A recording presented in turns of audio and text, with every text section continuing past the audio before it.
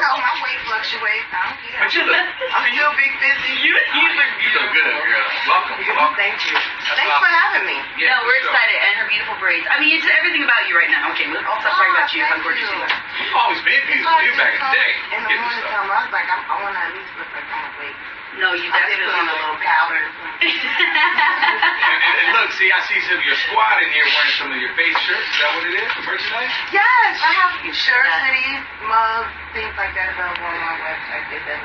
But what I like about the shirt is it has like all the different looks, all the different albums, all the different, you know. Well, we made those to celebrate the 20th anniversary last year of my first album. Yeah, I like that. That was actually in 2015. I'm sorry. Oh, it's okay. It feels like years go by way too quick if that's not for sure. That's super dope. So, I mean, you're working a new project right now, The King and I, May 19th. The big duets, and it was funny because I went on your website, faithevensmusic.com. First song I heard just hit me off with the Jada Kiss New York track. Oh, it was like boom, and I was like instant boom bapping right there, man. Yeah, Talk about premiere. Well, the album The King and I is coming out May 19th, like you said. It is available now for pre-order on iTunes, Amazon, Google Play, and soon Tidal. And soon to be Tidal. So pretty much everything. And if you pre-order the album, you get the first 2 singles, which is the NYC joint with Jada Kiss, produced by DJ Premier, and then I got a joint called When We Party, with Uncle Snoop. And you Snoop, you guys probably go back. Yeah, man, Snoop is just everybody. I mean, I think everybody gets that from him. He's just so cool, but he's always just been so welcoming to me. Yeah. From the first time I ever came to LA and ran into him at a club, I was kind of probably like scared to go and say hi. He was like, "Come sit down," and you know, he's just always been really cool. And anytime I call on him, even when I did a couple of independent projects and I asked him to do records, you know, whereas a lot of people with that stature, you know, it's like, and he never asked for a fee. You know, I'm like, I owe you a few favors. You ain't never asked me to return. I know, right? So what do you want later? You're doing free feature. But actually, I ain't say free. You know, I typically do swaps with other artists. Yeah. I did do something for one of his new artists that's coming out. I did like some vocals on something because I've been also recording at Snoop Studio a lot with this album. So, you know, we've kind of, you know, developed a pretty cool rapport with one another. I love his wife. She's so cool. Super dope. They're a really cool family. Like he's come through here a couple times, and you get that. He's just a normal guy. Say I'm gonna do it, he does it. You know, when Snoop comes through here, it kind of has the same scent. You know, when they. I smell like bar number 9. Really nice. I smell like bar number 9. So I gotta ask you, why so long to come out with a duet? Because there's going to be unreleased track, right? Unreleased. There are a few tracks, vocals from Nicki that we've never heard before. There are a few vocals that I used that were just demos, like for Junior Mafia, demo for Kim. Some things that were radio freestyles, like the NYC joint. That was actually a radio freestyle we did. There's a few that people haven't heard, but even the ones that are familiar rhymes, you might be singing along and it goes somewhere else. It's not even you know, it's totally different record, totally different song. Yeah. Why so long? Have you been working on it for a long time? Have you been thinking about it for a long time, or the idea first came to me back shortly after Natalie Cole put out the Unforgettable, and I told Ms. Wallace like that would be dope one day, but it was just a thought, to be quite honest. Yeah. And at the time, Huff still had the masters, and I wasn't even tripping off of that part, but it was just a thought. Yeah. And a couple of years ago, my attorney actually reminded me, like, remember you said you wanted to do that project? Let's go meet with the people who acquired the masters and do something. Timing is everything. You know what I mean? That's awesome. So it wasn't, you know, it wasn't like I had a plan of what year and when I wanted to do it. Because, you know, some people are strategic like that. They're like, in 10 years we're going to do this, in 20 years we're going to do, you know what I mean? And it's hard for me to do that because I tend to try and let all that stuff play off my own schedule anyway. So it's like, you know, it would have been probably, I originally thought I was going to release it last year, it wasn't done. So. Well, here we are now. I know. Let's fast forward. So you also got a documentary coming out as well? Yes. The State of Big State. We are working with A&E Films on this documentary. I believe it's going to be called Big Papa. I think. And it's more of a real personal account of Big through stories from people that were close personal friends and that kind. You know, aside the story's beyond the sensationalizing. Right, and what everybody knows or hears, yeah.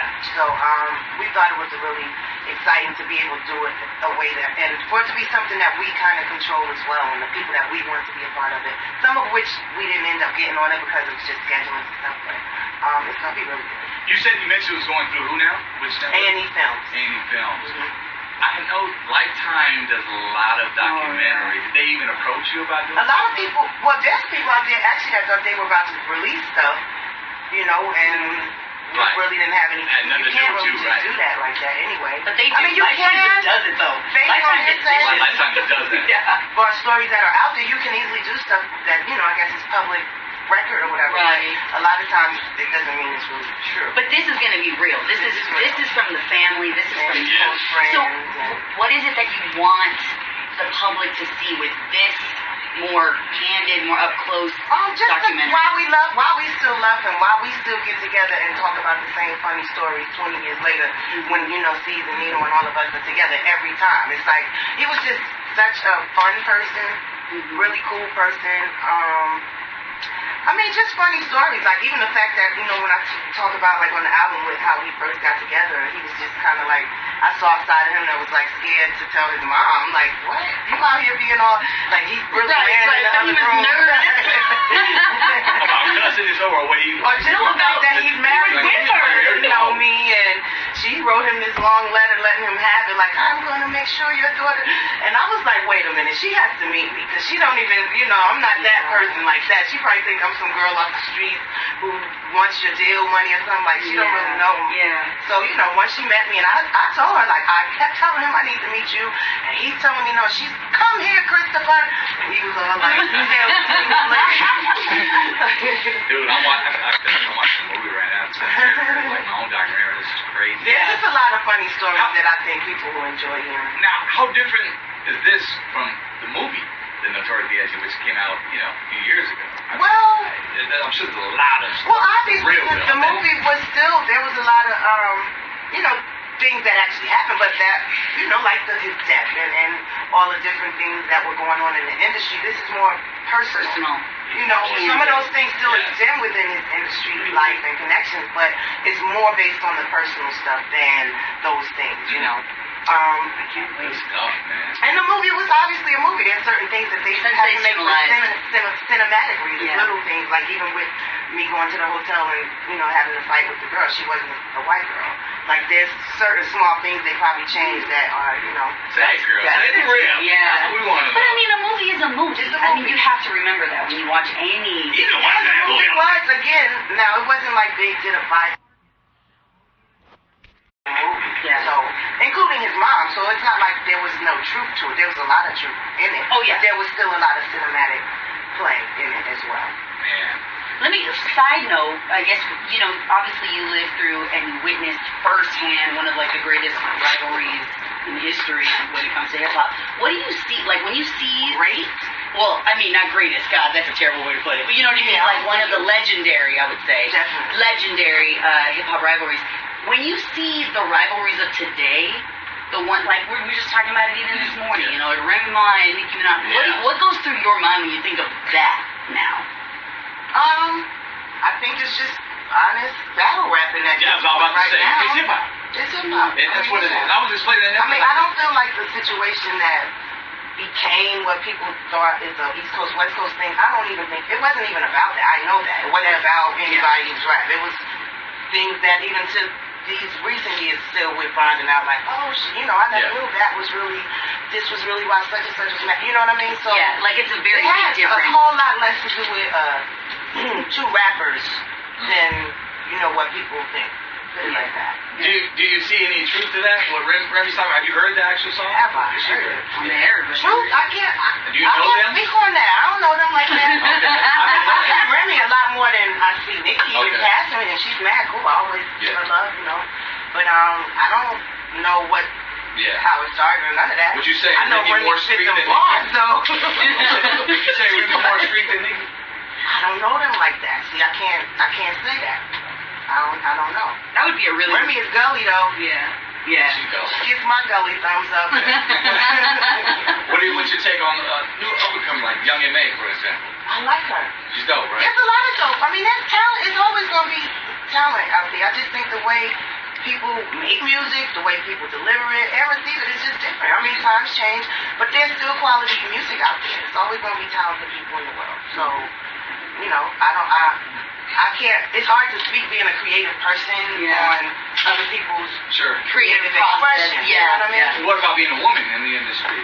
Have you seen things evolve, change since then? Things are always changing. But I am happy to see going back to the whole Remy and Nicki thing and whoever else. I mean, we were talking about this in the car.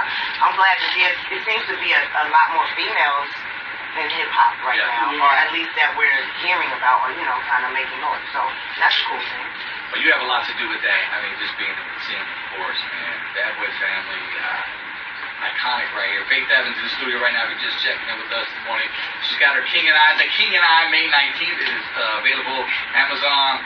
We say iTunes, Every place, Google. Same title. Just do a Google search and you will find it.